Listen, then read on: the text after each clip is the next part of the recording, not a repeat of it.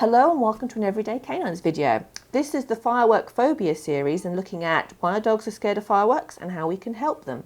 In this episode, we're looking at what we can do in the run-up towards the fireworks season to prepare our dogs and hopefully prevent that fear in the first place.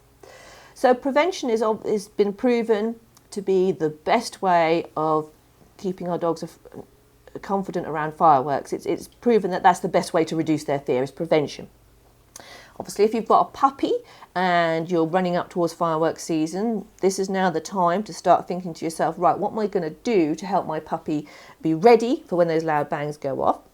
But if you've got an older dog, even a dog that's shown fear in the past, you can still work on some of these techniques to help your dog to be primed and ready for those fireworks. It's one of those things that there's no one size fits all. There's all different methods that you can try, and it's going to really depend on your dog, and some will work better than others. So in the run up to fireworks season, what you're going to be doing is you're going to try and get your dog prepared to be exposed to loud noises. So if you've got a dog that you know is noise sensitive, you would probably know things that set them off.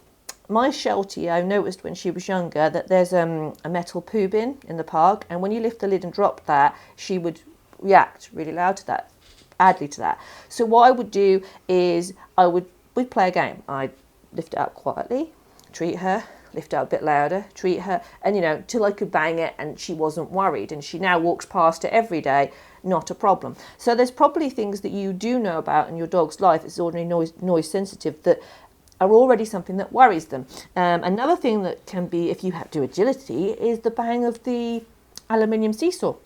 Awful lot of dogs are worried by that bang.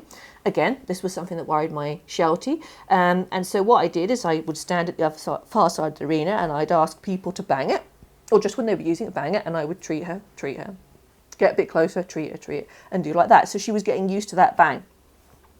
One of the things that I haven't yet overcome with her is she's worried about the shutters that come down in some of these arenas. They have those metal shutters that roll down, roller shutters, and they make these rattly running noise. And for whatever reason, that really worries her. Perhaps it's the continuous sound, it's not a sharp sound, and that really scares her. And we're working on it, but that is still something that if she could, she would bolt when that noise occurs.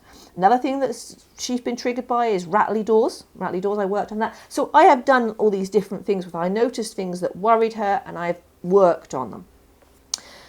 So that is definitely something you need to be thinking of all through the year, really, because you want your dog to be as confident as possible, but certainly in the run-up. Are there things that you know of that you can help desensitize your dog to help make them be less worried about various sounds? It's obviously a complicated situation. We don't want to overwhelm our dog at any point in time so that they shut down.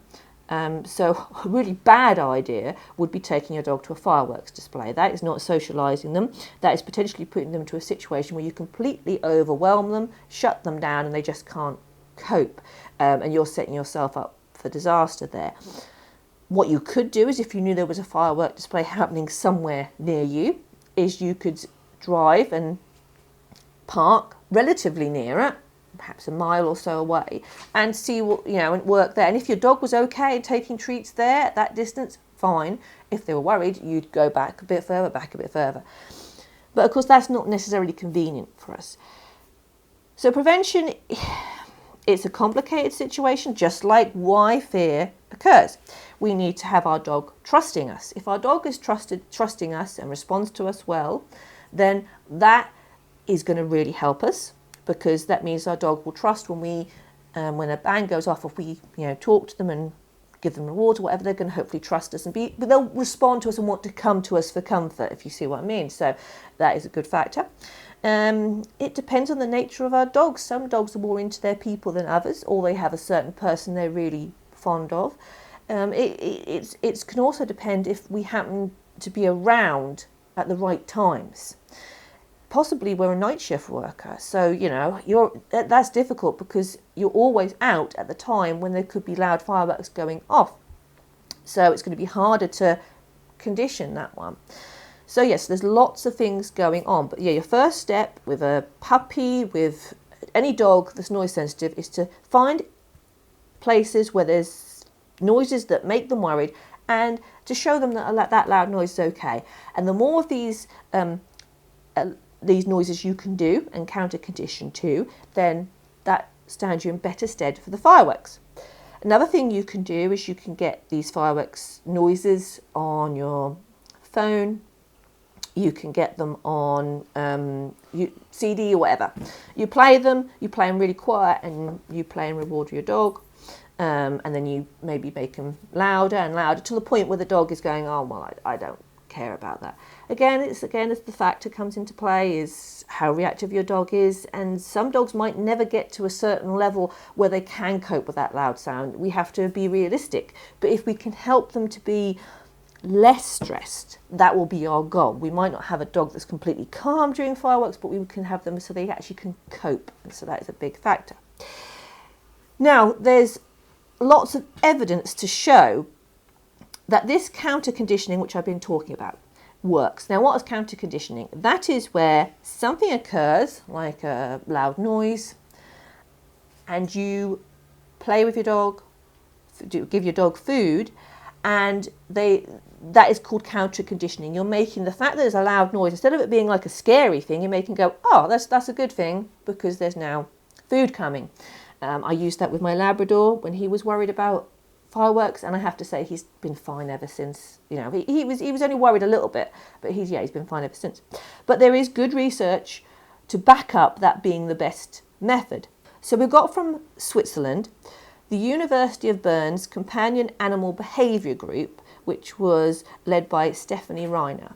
They researched different methods for coping with anxiety during fireworks season. They looked at all different ones from your adaptyl, things like that, the smells that produce the pheromones, wraps, CDs and homeopathic methods, and all sorts of different methods. They looked at all these different methods, and they did this research on 1,225 dogs, and they wanted to see which was the best method for helping that dog cope.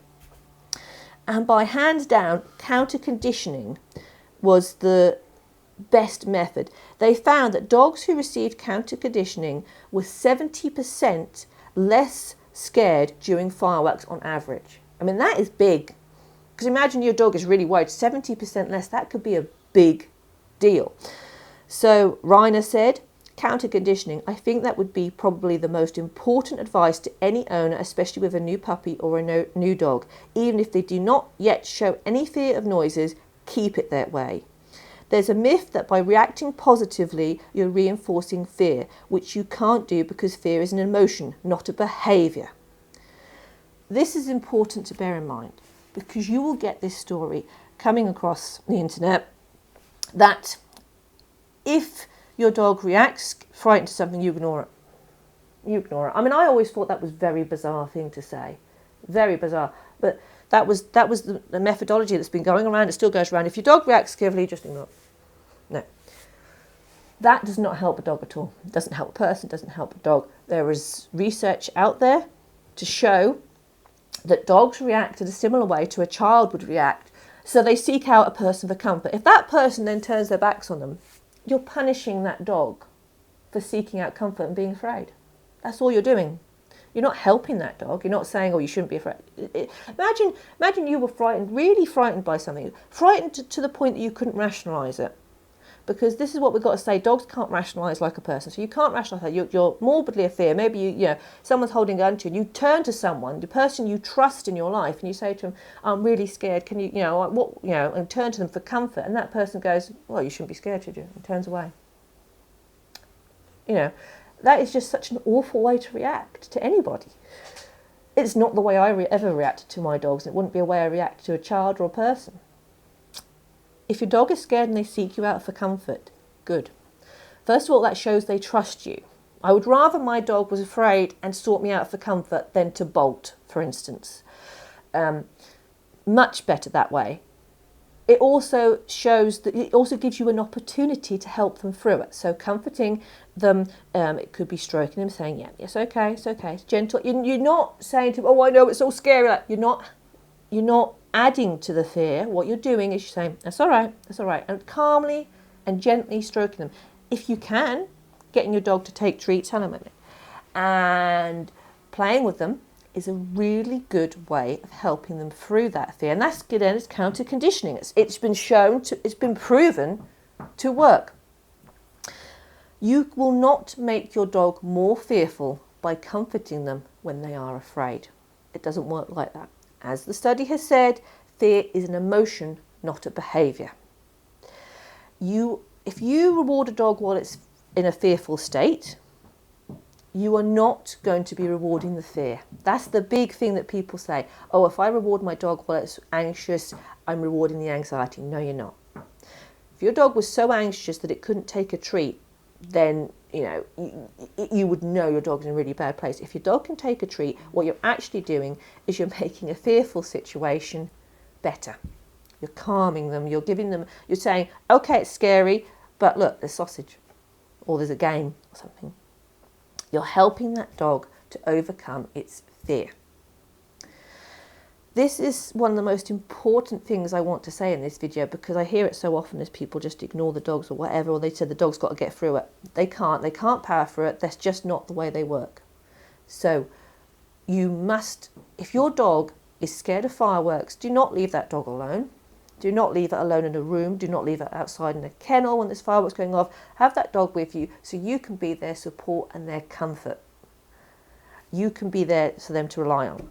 So we've looked at various ways we can help our dogs in the run-ups to try and prime them for fireworks. One of the things I want to mention, it's not quite ready yet, but it should be around very soon, is the University of Lincoln. They're producing an app. It's called the Lincoln Sound Sensitivity Scale.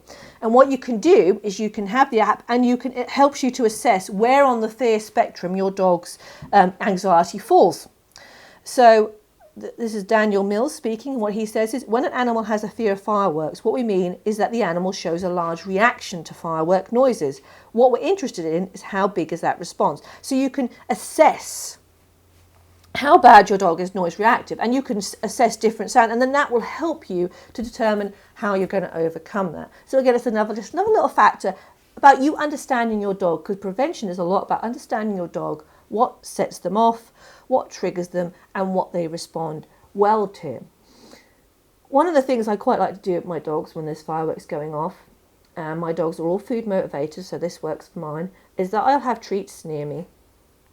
High value treats, they should be good quality, and the fireworks go off, and I quite like to just throw the treats on the floor and have them dive for them. Go get it, go search. The reason for that is first off, it's a distraction. Suddenly there's all this food on the floor. Secondly, while they're searching for that food, they're engaging a different part of their brain. They're engaging their nose, which releases endorphins because they like to sniff. It's very good. And also, again, that they're taking that time out from the fireworks. If you just give your dog a treat, what happens is they take the treat and they go, oh, it's still going off. So you have to keep feeding treats. But when you're doing a game like that, if you throw it on the floor, or perhaps you use a licky mat, or use a Kong or a snuffle mat, anything like that, you're giving them something to really focus on other than the sound. So the sound is less important. It helps to counter condition, as we've said. Equally, we can teach our dogs to be in the position that when the fireworks go off, they come looking for us for a treat. We can train them to appreciate that fireworks equals good food, or toy, or a game. So if we had a dog that wasn't into food, we'd get that toy out. We'd get that high value toy. We'd only have that toy for fireworks. And we get that toy. That dog loves that toy. It's the best toy ever. And when fireworks go off, the toy comes out. We start to play with our dog or roll it on the floor, whatever is the method the dog likes to play. So what we're doing is we're making fireworks in a way valuable to our dog. We're transferring the value from that food or that toy to these loud bangs, these fireworks. We're teaching our dogs that a firework, okay, it's noise, you're probably going to make you jump, but guess what? You don't have to bark or run away. What you can do instead is you can come to us and you can play, or you can have treats. And as I say, that is what has been shown in Switzerland and other studies to be the best way of getting your dog to cope with fireworks is counter conditioning. So we've looked at the ways prevention. In the next episode, we're going to be looking to see what you can do on fireworks night or during fireworks season to help make sure your dog is in a space where it's comfortable and happy, and to minimise the distress of fireworks. So I hope you've enjoyed this Everyday Canines video. If you have, you might like to subscribe to our YouTube channel, and you can find us on Facebook and Instagram, and I hope to see you all very, very soon.